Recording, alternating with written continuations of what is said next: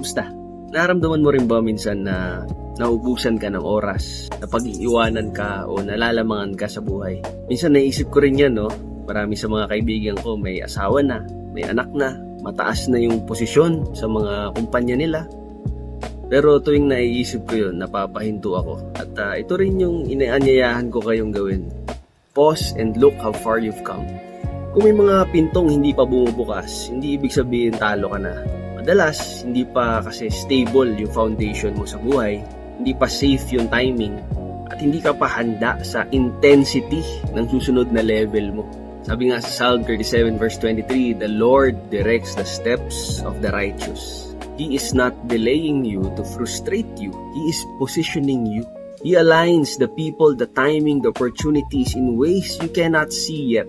Kaya may mga opportunities na hindi pa pwede kasi minsan ikaw ang kailangan patatagin. O kaya minsan hindi tama yung mga tao sa paligid mo o wala ka sa tamang sitwasyon. He does not withhold to punish. He withholds for you to prepare. And once the variables are ready, the doors naturally open. The opportunities flow smoothly and the path becomes clear.